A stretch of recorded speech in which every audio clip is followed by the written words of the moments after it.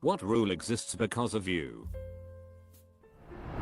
If you walk into any county election office in California, you'll see a secondary monitor showing what the central tabulator main vote counter is doing at all times. Right behind the viewing area window. I spent a day in the San Diego County Jail to make sure that happened. Back in 2005, all charges dropped a week later, and the viewing of the central tabulators was ordered the next year by the California Secretary of State's office.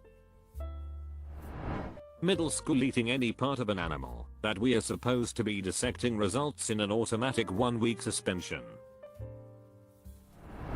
I put a pencil in the microwave. Bang. No more elementary school microwaves.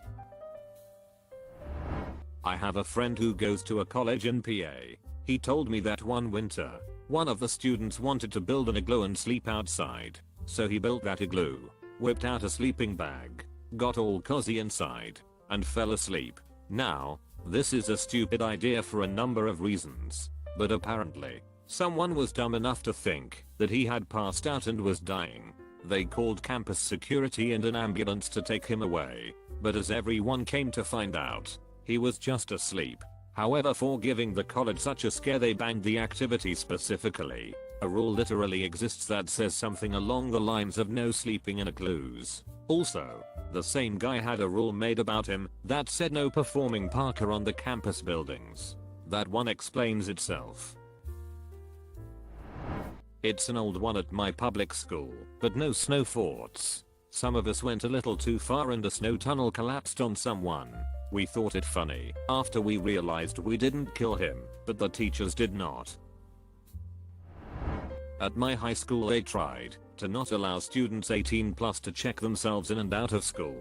I live in California, and there's a California education code that states otherwise. Needless to say, I quickly spread word through the senior class that they were legally allowed to check themselves in and out. Now at the beginning of the year, parents are allowed to opt out of this as long as the student is living under their care, and they send out constant reminders about attendance and its importance. The town I live in has a free bus that runs late at night through all the college neighborhoods and by all the dorms to discourage all the drunk college kids from driving home from downtown. One day, me and my wasted buddy were riding home when he discovered he had a bunch of bottle rockets in his coat pocket from a night earlier in the week.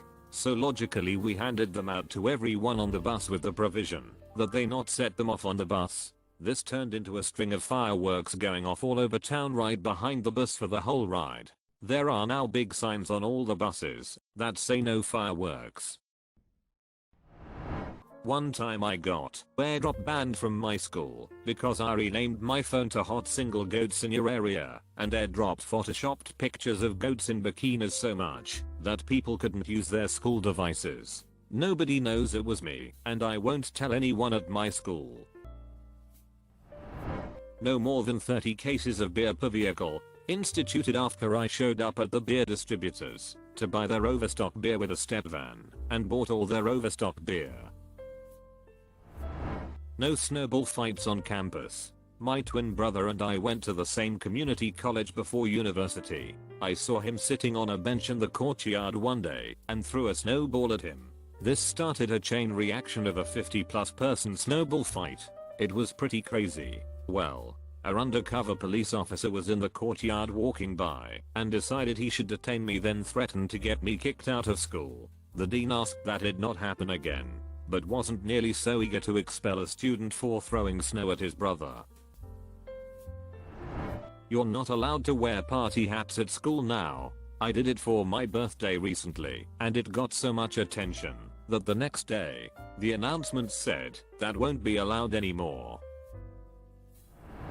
At my work, we have a written rule that we cannot do any voice impressions over the drive-through headsets, specifically Skeletor and Herbert the Pervert.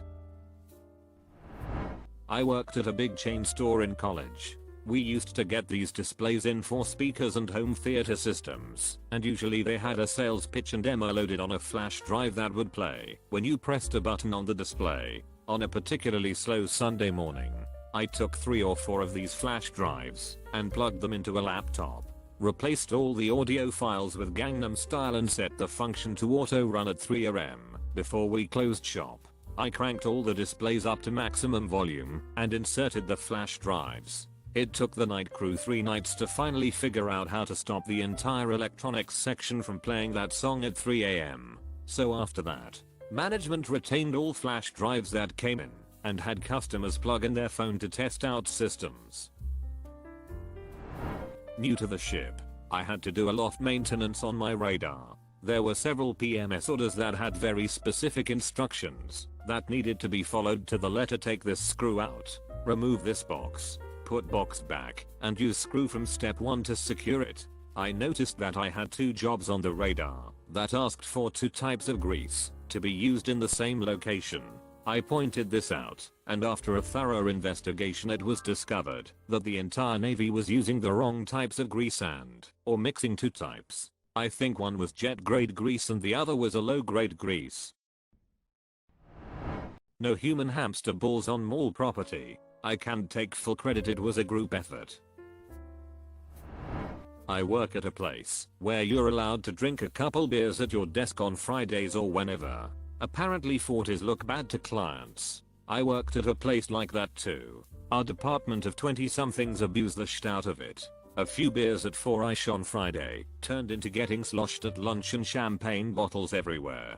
Company-wide email goes out reminding us it's Beer Friday and it starts at 4.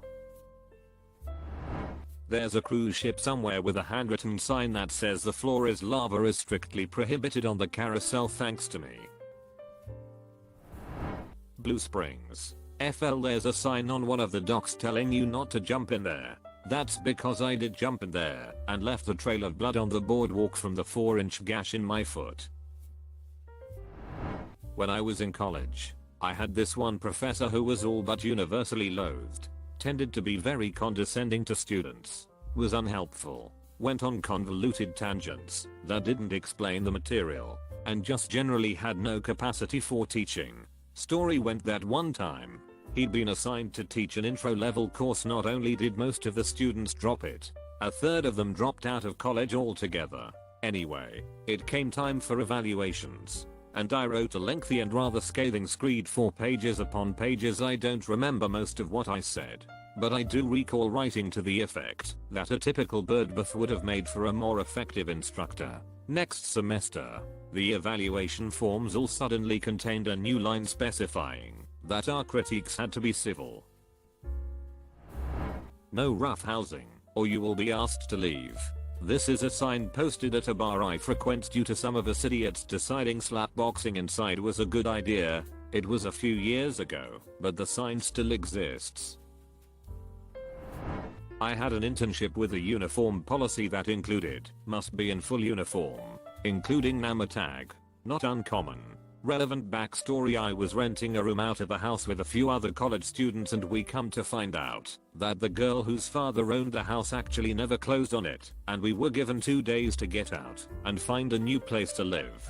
That girl was also at my internship site. Not wanting to make waves, I had a private conversation with my supervisors, explained what had happened, that I was living out of my car couch surfing, and asked to be placed on opposite shifts of the cuntbag who knew the entire time that her father never actually owned the house and had secretly been moving her things out to a new apartment 3 weeks before we were told we had to leave. I didn't want to deal with her, but didn't want to cause drama either. Unfortunately, everyone found out anyways and started treating her like crap.